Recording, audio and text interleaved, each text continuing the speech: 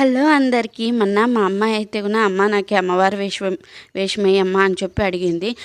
అమ్మవారిని నేను రెడీ చేయగలనా అని చెప్పి చాలా డౌట్ పడాను. కానీ పిల్లల ముచ్చట తీర్చకపోతే మనం అమ్మలం ఎలా అవుతాం చెప్పండి. అందుకని చెప్పి ఇంకా అమ్మవారిని రెడీ చేయాలని అయితే డిసైడ్ అయిపోయానండి. నవరాత్రుల్లో పిల్లలకి ఇలా అమ్మవారిగా రెడీ చేసి చూసుకుంటే ఆ ఆనందం వేరు కదండి. ఇంకా అమ్మవారికి అయితే కిరీటము, త్రిశూలము అవన్నీ ఇంట్లోనే చేద్దామని అనుకున్నాము. ఫస్ట్ టైం చేస్తున్నాను, ఎలా వస్తుందో ఏం కదో, నేను చేయగలనా లేదా అని చెప్పి చాలా టెన్షన్ పడిపోయాను. కానీ అమ్మవారి దయ ఉంటే అన్నీ సాధ్యమే కదా. ఇంకా నేనైతే కిరీటం చేసినాను, ఇంకా ఫినిష్ కాలేదు. కానీ అప్పుడే మా అమ్మాయి నేను పెట్టుకొని చూస్తాను సైజ్ సరిపోతుందా లేదా అని చెప్పి పెట్టుకొని ఎలా చేస్తూ ఉంది చూడండి.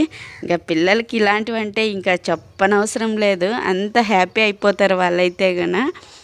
ఇంకా కిరీటము రెడీ చేసి అన్నీ రెడీ చేసుకొని ఇంకా అమ్మవారిని అయితే రెడీ చేస్తున్నానండి.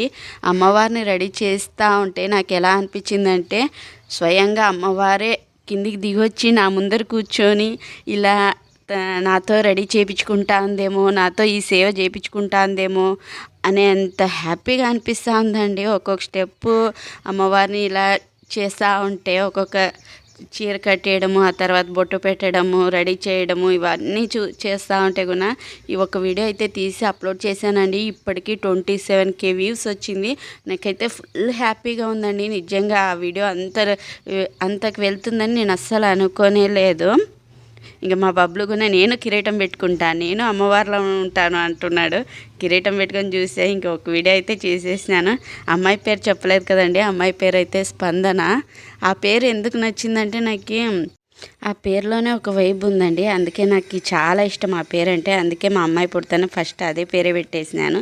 ఎవరి కష్టంకైనా స్పందించే గుణం ఉండాలి. నాకైతే అమ్మవారిని రెడీ చేస్తా అంటే ఒక రకంగా బూస్ బంప్స్ వచ్చినట్లు అనిపిస్తూ ఉందండి. ఫైనల్గా అయితే అమ్మవారికి అన్నీ చేసి రెడీ చేసేసాను. ఆడపిల్లల విషయానికి వస్తే ఇప్పుడు ఉండే సిచ్యువేషన్లో పెళ్ళికి ముందే వాళ్ళ అన్ని ముచ్చట్లు తీర్చాలండి. పెళ్ళి తర్వాత అత్తమామలు భర్త చేతికి వాళ్ళ లైఫ్ అనేది వెళ్ళిపోతుంది.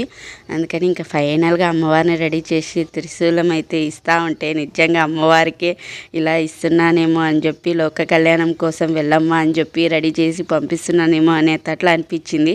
ఫైనల్ లుక్ చూడండి ఎలా అనిపిస్తుంది. అమ్మవారిని ఇలా చూస్తేనే నాకు ఇంతవరకు నేను పడిండే కష్టం అంతా మర్చిపోయినానండి. ఎక్కడ పోయిందో ఆ కష్టము. ఎలా అనిపించిందంటే పుట్టి నొప్పులు పడేటప్పుడు ఎంత కష్టం పడతామో బిడ్డను చూస్తానే నొప్పి అంతా మర్చిపోతాం చూడండి, అలా అనిపించేసింది. అమ్మవారు ఎలా ఉందో అనేది కామెంట్ చేయండి. నేను వస్తే లైక్ ఇచ్చి ఛానల్ సబ్స్క్రైబ్ చేసుకోండి. ఓం శ్రీమాత్రే నమః.